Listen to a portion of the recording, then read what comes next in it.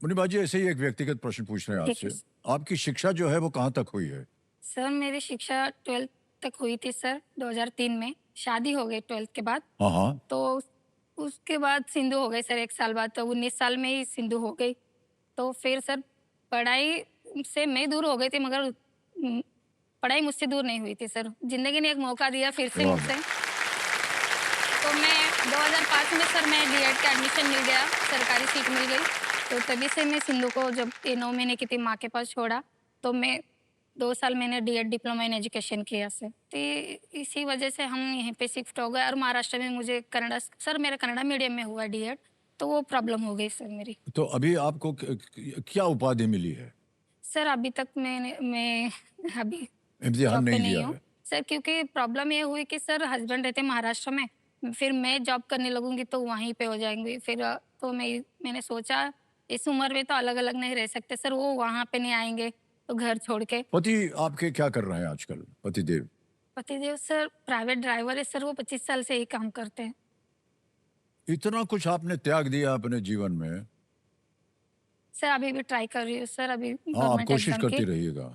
कर रही हूँ सर, अभी और हम एग्ज़ाम्स तो की यही तैयारी कर उम्मीद रही करेंगे कि आपका पूरा परिवार जो है हूँ। एक एक जगह साथ जा रह कर के रहे वो, कोशिश है कि कर नहीं? रहे हैं सर एक साथ है ना? रहने की। और सिंधु जी, आजकल आप क्या शिक्षा प्राप्त कर रहे हैं? सर मैं अभी रिसेंटली बीएससी एनेस्थीसिया में मैंने जॉइन किया अलाइड हेल्थ साइंस। ओह! हाँ, मैं एनेस्थीसिया डिपार्टमेंट में बिलोंग करती हूँ और उसके बाद मैं पीजी भी करना चाहती हूँ। ओह! ओके, हाँ, बहुत अच्छी बात है। जी सर। तो मुन्नी भाई, आपसे हम पूछना चाहेंगे यस सर। कि एक माँ होने के नाते आपको देखभाल करना पड़ता है, जितनी ज़िम्मेदारी आती है एक माँ पे, और साथ-साथ आप अपने आप को शिक्षित भी करें। कैसे किया आपने ये सब? सर उस वक़्त तो ये बहुत छोटी थी, तो मुझे पढ़ना था, वो खुशी भी थी और इसको छोड़ना वो भी दुःख था। हाँ, तो मैं रहती थी गुलबर्गा डिस्ट्रिक्ट कर्नाटक में। जो हम रहते थे सर एक सीमेंट फैक्ट्री थी, वहाँ एक कॉलोनी था, हम वहाँ रहते थे। पापा वहीं पे जॉब करते थे। तो वहाँ छोड़ के मुझे गुलबर्गा डिस्ट्रिक्ट में जाना पड़ता था सर। कॉलेज दूर था 30 किलोमीटर। तो मुझे सुबह-सुबह 7 बजे की बस पकड़नी होती थी। छोटी सोई हुई रहती थी सर, वो चेहरा भी नहीं देख पाती थी, मेरे में निकल जाती थी। सर मुझे कॉलेज में याद याद तो आता था सर, बच्ची उठ गई होगी, क्या कर रही होगी, खेल रही होगी या रो रही। सर सब बच्चे रोते थे तो अपनी माँ को ढूँढते हैं, सो के उठते भी अपनी माँ को ढूँढते हैं सर। जी, जी। सर मेरी बच्ची ने सिर्फ़ नानी का चेहरा देखा। जी, जी।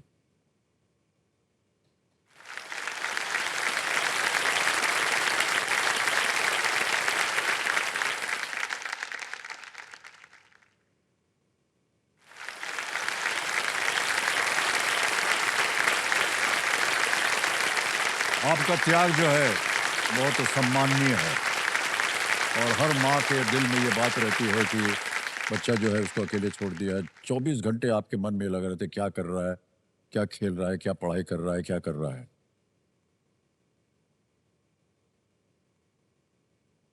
आपको गर्व होना चाहिए कि आपकी माताजी ने इतना त्याग किया है। मैं तो हमेशा से ही कभी भी आपके मन में कुछ हो बोलने जी। तो आप बोल नहीं दीजिएगा। सर, बहुत अच्छी बच्ची है, अंडरस्टैंडिंग है, सब कुछ समझते हैं सर, मम्मी-पापा कितना कमाते हैं क्या।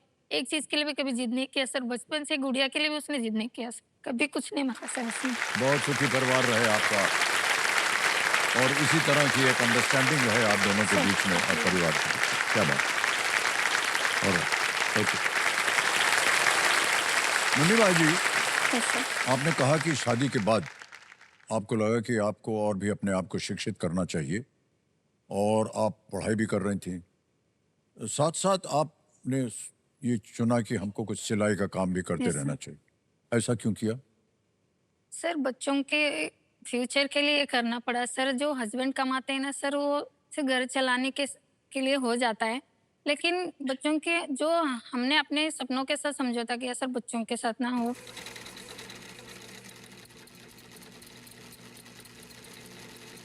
उनके फ्यूचर के लिए उनको अच्छा पढ़ाया जाए, अच्छे स्कूल में दाखिला मिल जाए।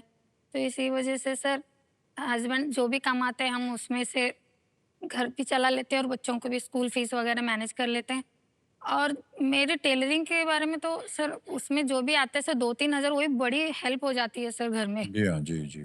तो इसीलिए सर मैंने वो चुना। वो घर पे रह के घर भी संभाल सकते हैं, बच्चे को भी देख सकते हैं और उससे हेल्प भी हो ये जाएगी। बहुत अच्छी बात है।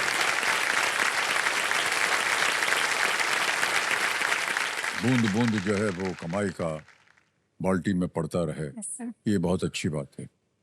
ऑलराइट मणिभाई जी, आगे चलते हैं खेल में। यहाँ से ढेर सारी आप धनराशि जीत करके जाएं, ताकि आगे आपके सामने जो भी समस्याएं हैं वो सुधर जाएं। हैं? 7वां प्रश्न 1 लाख रुपए। 7वां प्रश्न ये रहा आपके सामने।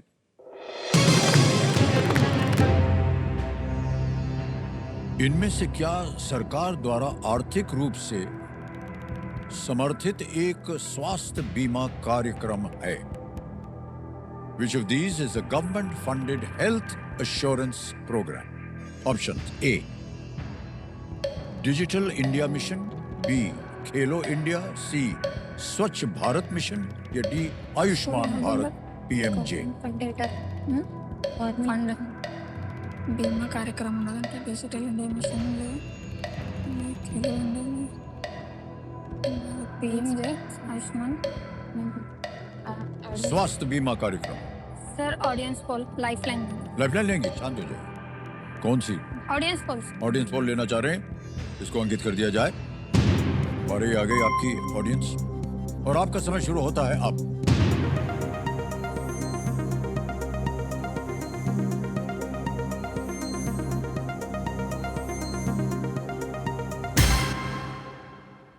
डी सबसे ज्यादा। काहे हंस रहे हैं आप? सर वही मैं सोच रही यही थी। बोल रही थी है ना? गेस किया। तो कभी कभी बेटी की बात को सुन लिया कीजिए। नहीं क्या सर मैं करें? ही बोल रही थी मम्मी सर। बोल जब रही बोलिए थी। क्या करें पहले? सर ऑप्शन डी को लॉक करें। डी पे ताला लगाया जाए। वाह क्या बात है, बिल्कुल सही जवाब। ऑडियंस को धन्यवाद दे दीजिए। धन्यवाद। इधर भी हाँ।